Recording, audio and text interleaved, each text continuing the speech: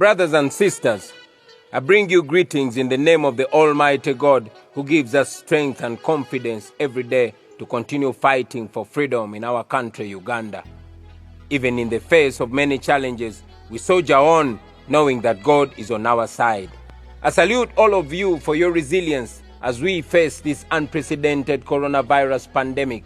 In Uganda's case, the effects of the pandemic have been even worsened by the effects of bad governance. The majority of our people are hungry and simply desperate. In the coming days, together with fellow leaders, we shall come out to give direction to the nation on the way forward. Today, I want to address the issue of persistent fights and public spats between the people who profess to be fighting for freedom and democracy. I have noted with great concern comrades who are always fighting and attacking each other on social media. Some comrades have gone ahead to use social media to attack everyone within the forces of change. They are always promoting divisions and suspicions amongst the comrades in a very unprincipled manner. Some have gone as far as saying that people power is full of spies working for the Museveni regime. They have deliberately tried to demoralize and demobilize our comrades through targeted propaganda. We all know that this only benefits the regime, and yes, it greatly affects our struggle. So my question to these comrades has always been and continues to be, who are you working for? As I've said in the past, everyone whose actions speed up the fall of the Museveni regime is a comrade, no matter which political formation they belong to. And yes, everyone whose actions help the Museveni regime stay longer must be seen with suspicion, and their intentions must be questioned. By now, I would expect all of us to understand that a dictatorship like that of Museveni survives through promoting divisions amongst the forces of change. Why is this not obvious to those comrades? All dictators use the same trick. They always plant people to bring confusion in the opposition. They might be pronounced pro-regime people, but they may also pretend to belong to the opposition. In our case, for example, they will attack everyone around the leader except the leader. And the intention is that they want the leader to see everyone around him with suspicion. And of course, if the leader is to fall in that trap, then it could be very dangerous for the struggle as a whole. We must judge everyone by their actions. Until someone declares himself or herself to be against the people of Uganda, it is not our place to declare them spies. Why should we demoralize a comrade who wakes up every morning to mobilize against the dictatorship by calling him or her a spy? Question: am I then saying that the regime will not plant people in our camp? Of course not. All dictatorships survive because they use public resources to compromise people within the struggle. They also use violence, they co-opt the elite, and they unleash propaganda and capture all state institutions, just the way it is happening in Uganda. It is not a secret that Museveni has survived by buying off and compromising people within the forces of change over time. As leaders, we have a mechanism to know who amidst us might be working with the enemy. But I request that the same way you have trusted us with leadership, you trust us to deal with these individuals. We all know that dictators are always in the market, and those who make themselves available for sale will be bought. Some are bought expensively, while others are bought cheaply.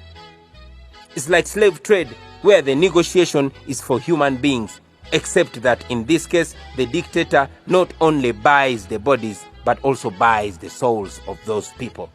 President Museveni is not bothered about this because he never uses his personal money anyway.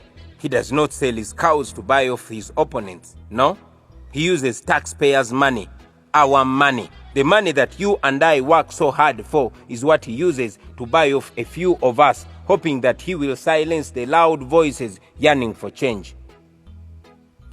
For example, the money that he charges Ugandans to use the internet every day is more than enough to buy off so many opponents. In financial year 2018-2019, for example, 49.5 billion was collected from the OTT tax. Now, assuming that he was to pay 100 million shillings per person, he would be able to buy off 495 people with this money.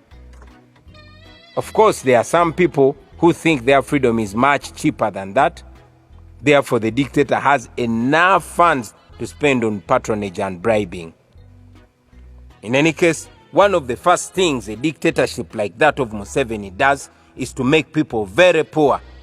He makes sure that he is the only one left with real money, and therefore, after eating to his satisfaction, he is able to throw a few leftovers to the opponents who are available for sale. That is how dictators keep in power before they fall. The Museveni regime has excelled in evil, and I'm sure in the years to come, historians will study about it as a classic dictatorship which used propaganda to turn the oppressed Ugandans against each other. But of course, they will also study about us who fought it and brought it down. After stealing trillions and giving a few millions to some opponents, he uses some of those opponents to claim that they quit the struggle because they were not being given money. In my case, for example, the same regime that has blocked most of my sources of income uses people to say that I have a lot of money which I'm not giving out. My fellow Ugandans, let me repeat this again so that it sinks. The Museveni regime is buying people using your money. Those people who refuse to be bought will be harassed, intimidated, and some will even be murdered. So please don't be scared when you see all this. What we are involved in is a real war.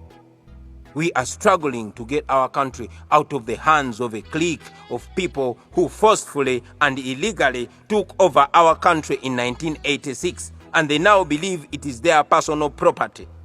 They have turned all of us into slaves, and we must fight to free ourselves. We are fighting to dismantle an empire. There will be casualties, there will be defections, there will be people giving up, there will be sellouts, there will be betrayals. You will be with someone in the morning, and by evening, the person is speaking a completely different language. All this should be expected. But like the scriptures say, those who persevere until the end will be saved. What gives me comfort is the knowledge that those who sell out were never meant for the struggle. Those who choose today's bread over their country's future were never meant for the struggle. Those who choose personal comfort over the suffering of mothers and children were never meant for the struggle. Those who will drive new cars over the graves of murdered comrades, vehicles donated by the regime in appreciation for selling out, they were never meant for the struggle.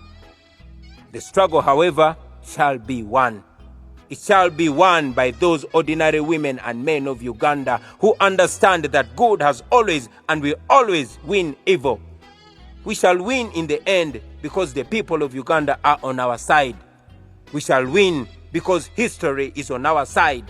We shall win because the law is on our side. And yes, we shall win because God is on our side. One falls off, the rest of us must move forward. Freedom is coming soon, and it will be our prize. Therefore, comrades, keep your eyes on the prize. No matter how dangerous and scary those dictatorships have been, they have always fallen in the end. We shall overcome.